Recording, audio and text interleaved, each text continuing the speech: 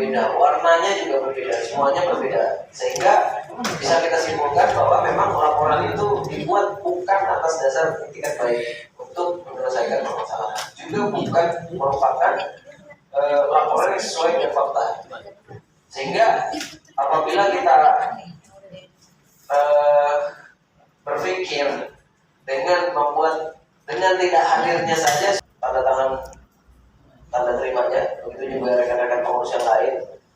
Surat ini saya terima barusan melalui PDF yang pada pokoknya menyatakan bahwa sudah ada keputusan di mana pada tanggal 4 Oktober DLHK mengeluarkan penerapan sanksi administratif 4 Oktober.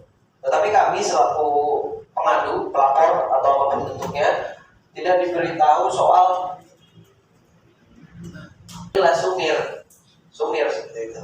Nggak jelas. Jadi kalau kita mau bicara putusan kan tidak boleh yang multitafsir seperti itu. Minimal putusan ini ketika orang yang menerima keputusan ini baca, ini tahu apa yang harus dia lakukan. Kalau penjara ya penjara, berapa lama, di mana dieksekusinya, DLP Ceboman kah, DLP Nusa Kambangan kah, atau di mana? Minimal tahu. Sehingga kalau JPU mah ibaratnya tahu apa yang harus dilakukan dalam hal eksekusi putusan. Nah ini saya baca putusannya, ternyata sumir Bu, hanya ditulis sanksi administratif berupa paksaan pemerintah. Saya tahu sanksi administratif itu, kalau kita baca PP 22 tahun 2022, itu dijelaskan juga ada banyak sekali aspeknya. Saya pribadi pun sebagai orang hukum melihatnya bingung apa yang mau dijalani. Kita mau controllingnya juga bingung, dilaksanakan atau tidaknya juga bingung karena tidak jelas seperti itu.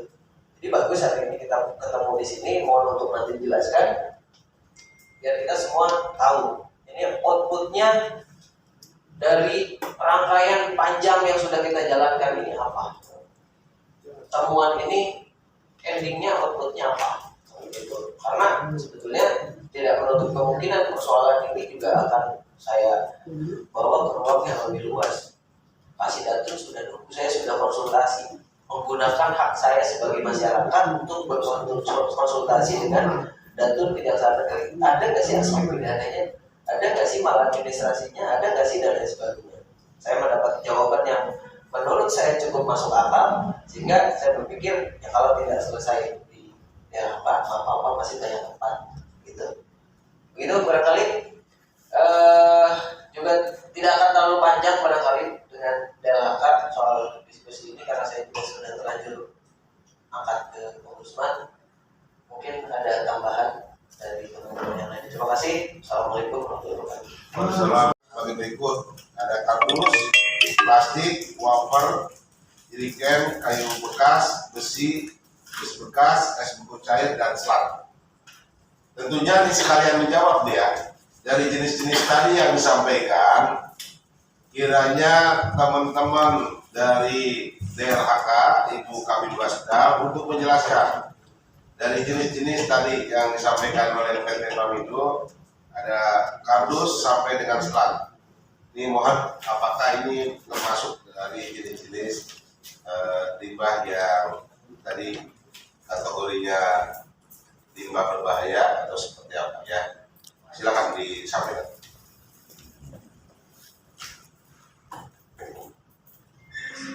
Assalamualaikum warahmatullahi wabarakatuh. Assalamualaikum.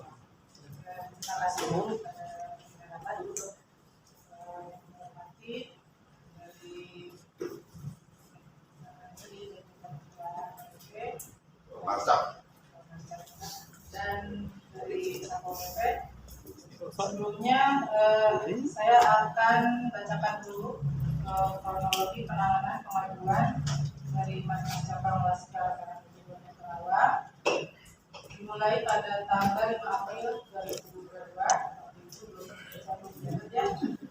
Laporan pengaduan dari Macam KPP Kota Kerawang perihal dugaan pencemaran limbah di koin yang diangkut oleh PT Pamindo. Keterangan faktanya, surat laporan Baik, dilanjutkan tadi. Terima kasih, Saudara Mul, Wakil Ketua Macam. pada saat rapat pembahasan tindak lanjut dengan PT Pamindo dan Lipo kita memang menekankan PT Pamindo untuk berkoordinasi dengan LP dan mereka bersedia ya dari PT Pamindo akan berkoordinasi dengan kemudian kita sampai saat kemarin sebelum dikeluarkan sanksi kita tidak ada progres ya dari PT Pamindo, makanya bagaimana kewenangan kita Pak sesuai hasil pengawasan yang dilakukan kita mengeluarkan sanksi administratif pemerintah. Memang sanksi administratif kita berikan kepada PT Pamindo Jaya karena dia yang memang melakukan pelanggaran. Nanti kalau misalnya dari pihak Bapak ingin meminta salingan apa isi sanksi itu nanti akan kita berikan. Jadi di sanksi itu kita jelaskan apa saja yang menjadi kesalahan PT Pamindo berdasarkan hasil pengawasan dan apa yang harus dilakukan dengan jangka waktu yang sudah ditentukan.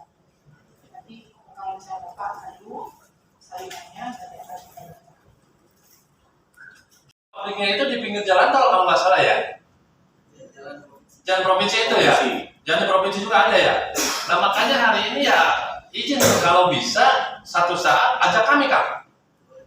Ajak Pak. Kami 14 orang harus hadir semua. Kalau memang selalu membandel, dia tidak menganggap bahwa undang-undang itu mesti ditegakkan atau disosialisasikan, ya apa boleh buat Pak? Silakan. Kalau bisa nanti ketuanya ajak lah. Ya kita bareng-bareng Ibu. Karena apa ya? Melihat dari apa yang mereka teman-teman sahabat kita ini bicarakan, saya juga ngeri juga Pak. Adapun kalian nanti rebutan apa itu bukan urusan kami.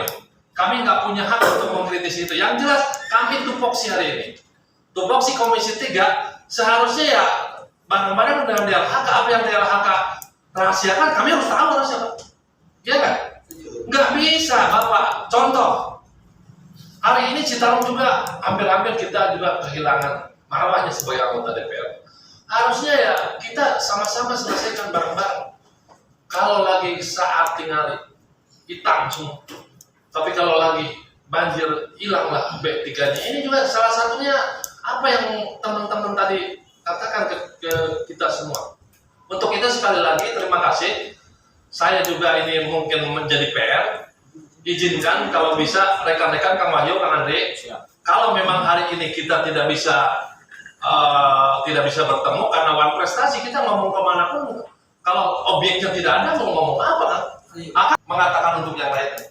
Jadi saya nggak harusnya saya Kang Wahyu harus ngumpetin masalah di balik jabatan saya, nggak ada lah.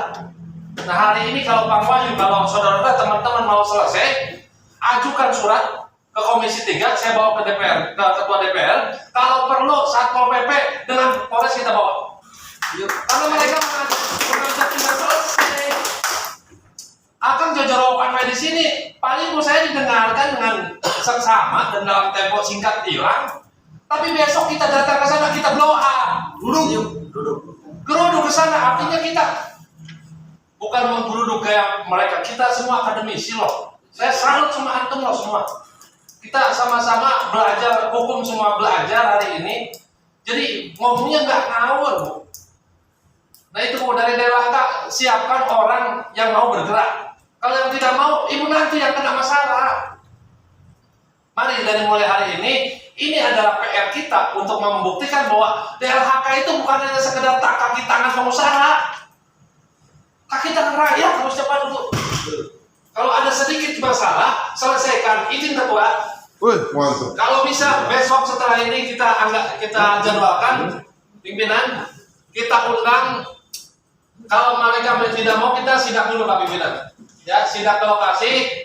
Yang berikutnya kita ajak DLHK dan yang lainnya untuk bisa kita sidak ke lokasi. Setuju atau tidak Pak? Setuju. Ya, secepatnya mudah-mudahan itu, karena saya tidak akan banyak bicara kalau materinya saya tidak akan full.